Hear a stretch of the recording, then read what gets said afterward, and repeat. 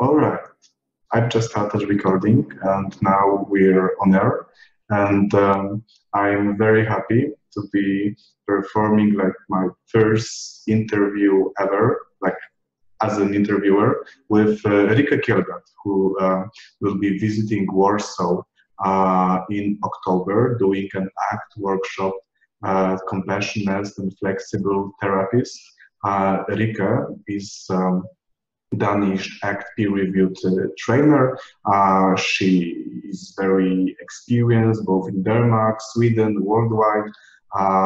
And today we'll talk about a bit about you, how you see ACT, what role it plays in your life.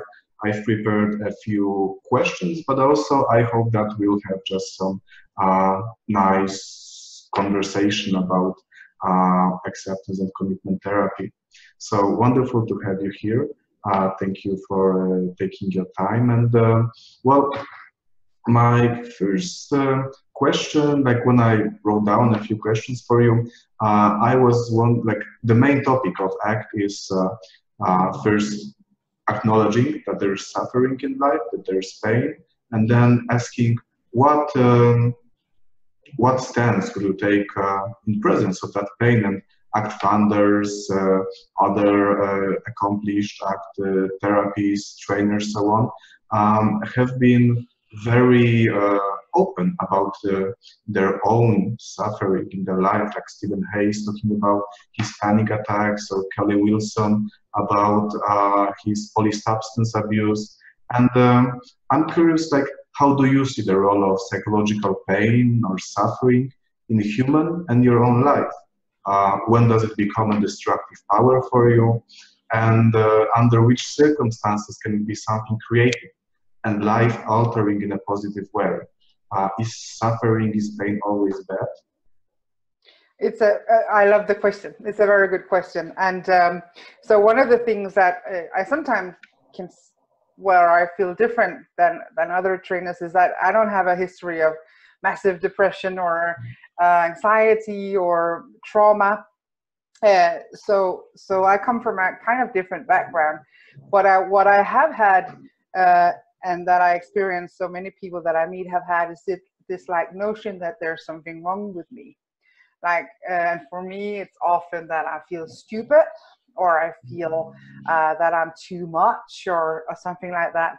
So I don't have, like, again, a history of trauma or huge problems, but I have a feeling of having to struggle a lot in my life, especially when I applied for psychology, because everybody else there I felt was very smart, and I felt that I was the stupid one. And now when ever I talk at conferences, I look out at the participants and I think, why am I here? Because everybody else is, so much smarter, so much more educated, and they know everything. And now that I've been working with this for a while, my experience tells me that most of us feel this way. So I think that the thing I bring to the table in these conversations is the common notion that we feel like a fraud, that we feel not good enough, that we feel stupid. And that is actually one of the things that I use and work with a lot. I tell about the situations where it shows up for me, and in what ways I handle that by doing a lot of avoidance. For me, whenever I'm insecure, I will do a lot of talking and trying to sound smart and something like that. And so as for your question is how it can be creative, I think it can be creative is that it reminds me that that's not what I want to be. I don't want to be the girl who talks fast and loud and sounds smart. There are situations where I don't mind sounding smart, but I want to be authentic, and I want to show people that I am strong and confident and insecure. Yeah, does that make sense? Yeah, really. I remember one of your symposia that I attended, and you were also there about some difficult supervision situations. I remember, like, this was the first time I met you, and you were very considerate, empathetic in presence of situations that were like very easy to judge. And what I hear you here, like you were talking about that conceptualize itself, that I am this, I am that, so I should. And well, the way I understand you, there is some common pain that we can share, we can like surround it with common humanity, and then it doesn't be, it stops being as toxic or influencing, right? We can be, you know, like acknowledging the part of us that feels painful. We can also turn it into something better. And you know, like speaking about common humanity, speaking of dealing with suffering on a broader scale, you are also known to be a firm and active supporter of female empowerment. And could you tell us more about the why and how of that matter? Like, which values guide you here? When, like, I'm speaking about personal story, how have you realized that these values exactly should be driving force, should be a driving force in your life, at least in that regard, in that part? Well, first of all, I'm honored that you see me like that. It's a it has become a you know, a cause for, you know, that I hold dearly, to support women and empower women. Firstly, for me, I don't really come from a political perspective. I don't know a lot about all of that, but I don't come from a place where I do not like men. On the contrary, I really, you know, cherish all, you know, people who identify as men, people who identify as women. I do have a history of working with in a male environment, where I actually was in a situation where I was bullied by some you know, male companions, and where it took me a while to realize that that was happening, because I was caught up in the story of I don't deserve better, or that is kind of my place. So I was, you know, in a system where these men totally overruled my opinions and you know, my visions, my and you know, it came to a point where it was actual bullying.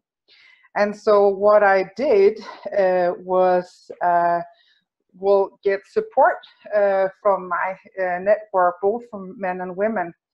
And then, you know, by then I didn't do a lot about it. And then in a different context, I had a conversation with Louise Hayes, which is a good friend of mine, you know, of mine. You will know her from doing fantastic work with adolescents.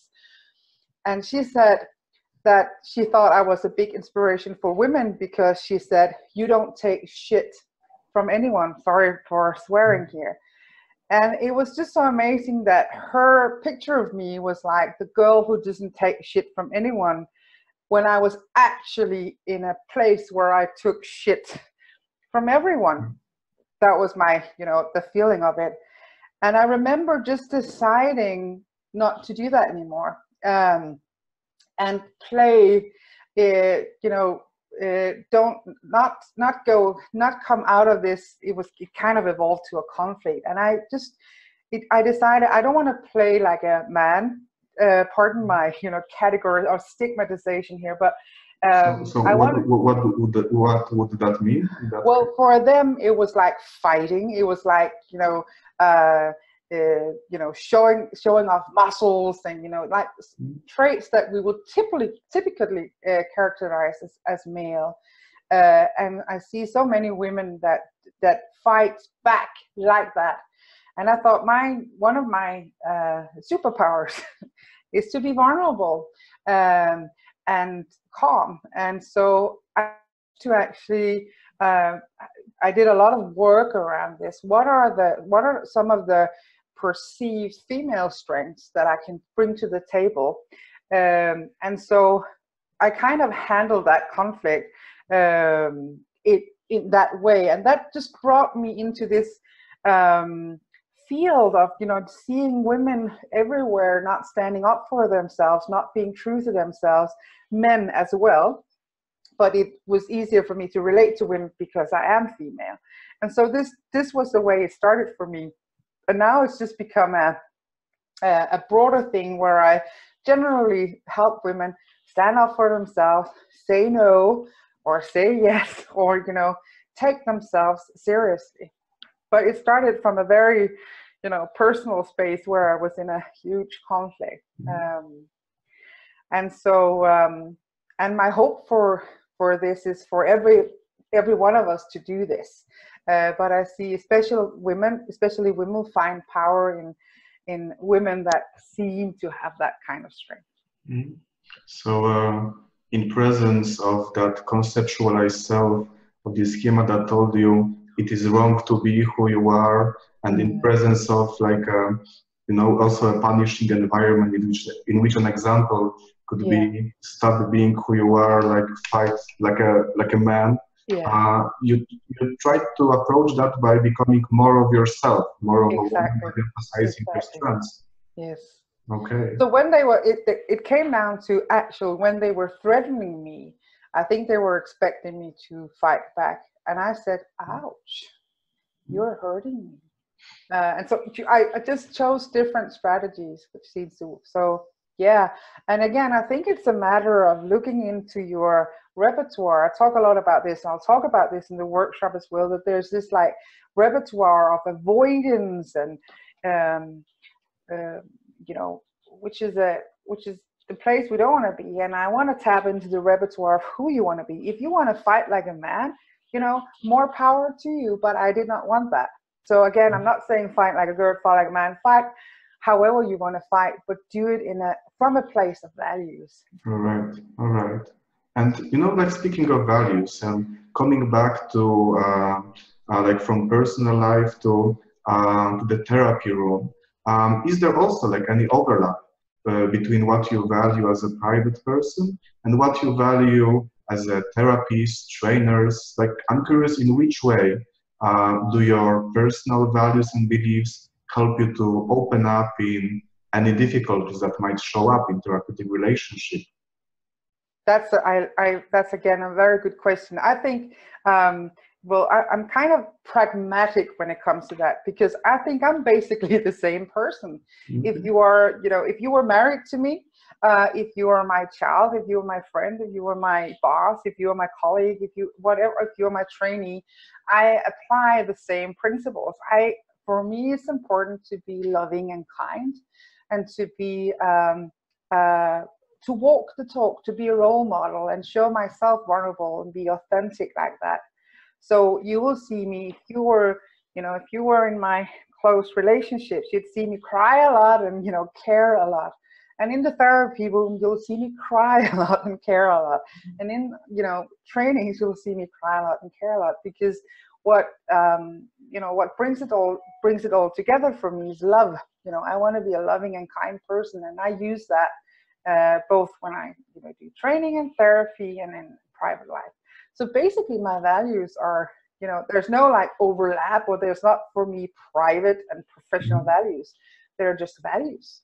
Okay, great. And this is what I also like, you know, like I did one of your workshop about like 10 mistakes that a therapist can make. And also like in those parts where you said you really fucked up, there was also like some hurt to be felt. I could really feel it. So, you know, like, thank you, because for me personally, this is what I appreciate most in art, when personal stories and practice, the science, when they kind of merge together. Exactly. There's this brain and there is heart, and it's difficult to separate. It might not even be good to separate that. No. Okay. And I think that none of us are robots. I mean, of course, I expect people to know their theory and to know their, you know, have their skills set. But I think the most important thing we can bring to the table when working with people is humanity. Yeah. You know, people come to us in great distress, and if you can show yourself human, I think, you know, you have done a lot of good stuff already. Yeah, you can grow as a practitioner, you can grow as a human, and to grow as a therapist, it takes both. Exactly. Good Okay. point. Good point. Thank you. Thank you. I'm good at questions and wrapping it up. You are a very good interviewer. I'm much looking forward to coming to you. Definitely, I can wait. So just as a reminder, Rikke will be presenting in Warsaw on 6th and 7th of October, and I hope to see you there and can wait to spend some time with you. So thank you very much for taking your time to give us the interview, and and now I just start having an idea to, like, the last few words to wrap it up. Anyway, thank you very much. Thank you for having me.